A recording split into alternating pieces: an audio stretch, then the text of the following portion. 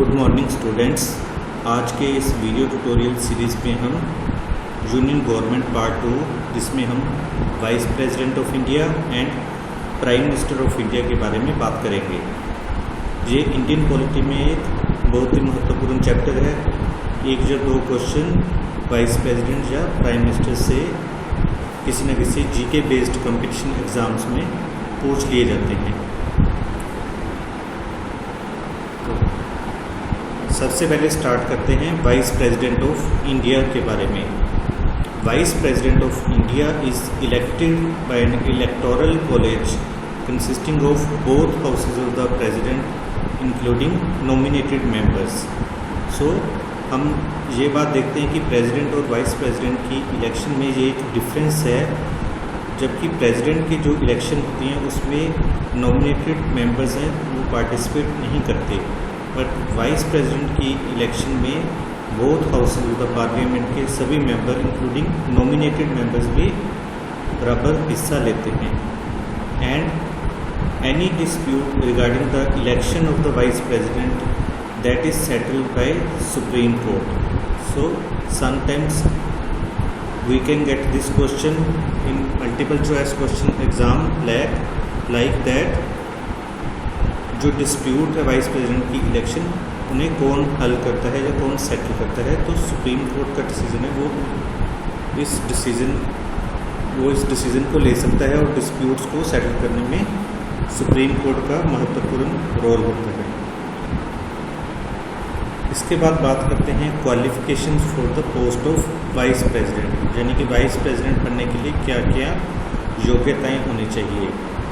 First qualification is a person must be a citizen of India. Second is he should be more than 35 years of age. Third, he must be qualified to become a member of Rajya Sabha and he must not hold any office of profit under any state or local authority. So ये कुछ conditions हैं और qualifications हैं जिन्हें पूरी करने के बाद कोई भी पर्सन वाइस प्रेसिडेंट के लिए क्वालिफाई कर सकता है। वाइस प्रेसिडेंट की जो टर्म है वो 5 इयर्स के लिए होती है और वाइस प्रेसिडेंट कैन बी री इलेक्टेड, यानी दोबारा भी चुना जा सकता है। एंड जो वाइस प्रेसिडेंट का सबसे मेन फंक्शन है वो है is the ex officio chairperson of the Rajya Sabha, यानी कि राज्यसभा का जो चेयरपर्सन होता है वो वाइस प्रेसिडेंट होता है। ये इम्पोर्टेंट क्वेश्चन है जो MCQ क्वेश्चन में अक्सर पूछा जाता है। लाइक क्वेश्चन जिसे फ्रेम करते हैं वो ऐसा होता है कि who is the ex officio chairperson of Rajya Sabha, तो इसका आंसर है vice president. And vice president he draws the salaries and allowances as allowed to be paid to chairperson of Rajya Sabha. So उसकी जो सैलरीज और अलाउंसेस हैं वो चेयरपर्सन ऑफ राज्यसभा के accordingly vice president को पे किए जाते हैं। Another important point is he acts in the absence of president if his office falls vacant either due to resignation, impeachment और हिज इल हेल्थ। यानी अगर प्रेसिडेंट का ऑफिस किसी कारण से रेजिग्नेशन से, इम्पीचमेंट और उसकी किसी डिजीज़ की वजह से, इल हेल्थ की वजह से अगर खाली रहता है तो वो वाइस प्रेसिडेंट उस समय में प्रेसिडेंट की जगह पे उस ऑफिस को संभालता है। अब बात करते हैं प्राइम मिनिस्टर ऑफ इंडिया के बारे में, जो कि आल्सो बहुत ही इम्पोर्टेंट टॉपिक है MCQ बेस्ड एग्जामिनेशंस के लिए। हम सभी जानते हैं कि हमारे जो फर्स्ट प्राइम मिनिस्टर थे वो थे Pandit Jawaharlal Nehru. And prime minister is the real executive authority in India. Although President is the head of the state in India, but the real executive authority lies in the hand of Prime Minister. Prime Minister is also known as Primus inter pares. It means this is the position of Prime Minister that is first among equals. This term was used by Morley, यानी कि prime minister है वो भी एक member of parliament है और बाकी जो पार्लियामेंट के मेंबर्स होते हैं उनमें इसकी पोजीशन, प्राइम मिनिस्टर की पोजीशन फर्स्ट अमंग इक्वल्स है, यानी सेम क्वालिफिकेशन होते हुए ही is the Primus inter Paris, यानी उन सभी से टॉलेस्ट एक अथॉरिटी प्राइम मिनिस्टर की होती है. That is why he is called as primus inter pares. And he prime minister is the pivot point of all the administration in India. All the executive work is done by Prime Minister. He is the steersman of the whole machinery of the government.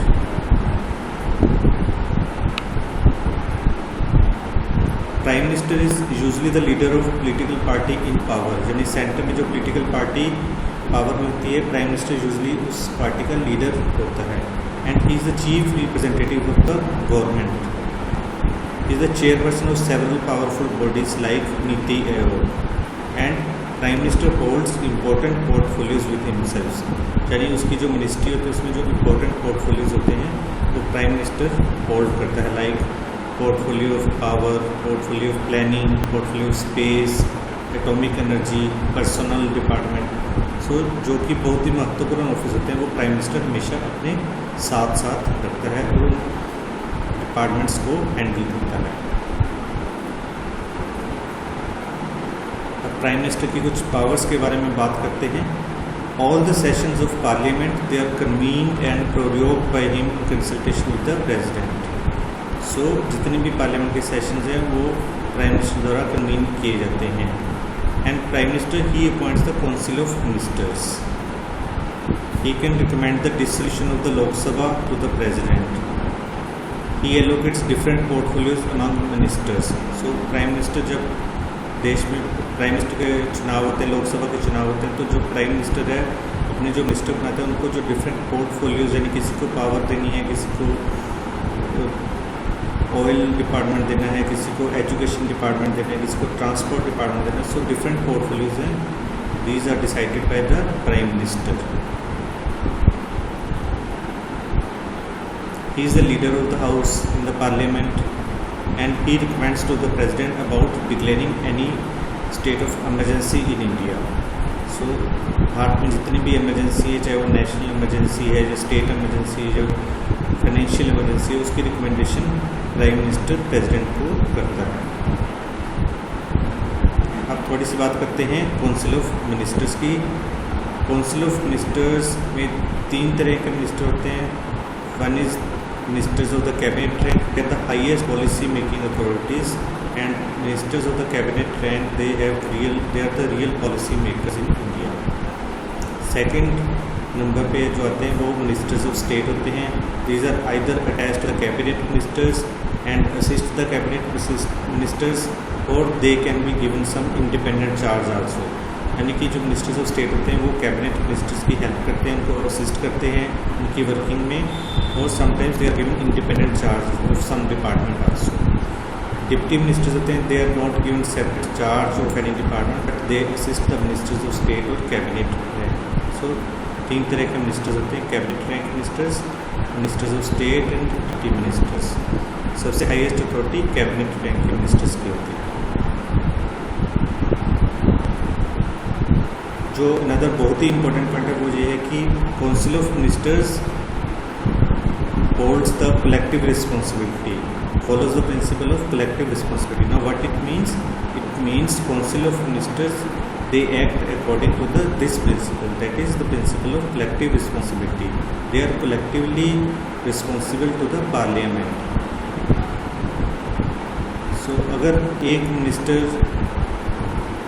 के against no confidence motion अगर parliament में pass होता है तो whole council of minister has to resign. This is means of collective responsibility. Another important point is that a non-member of the parliament can also be made a minister, but he has to become member of parliament within 6 months. So ये कुछ important points थे जो आज हमने discuss किए. आप इन सभी points को याद करें और बुक से आप ये पॉइंट्स डिटेल में पढ़ेंगे तो आपको अच्छे से समझ आ जाएंगे.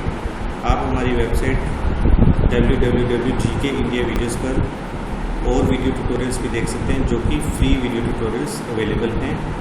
अगर आपको हमारा लेक्चर पसंद आता है तो आप हमारी वेबसाइट को लाइक कीजिए, फेसबुक पर शेयर कीजिए। Thank you.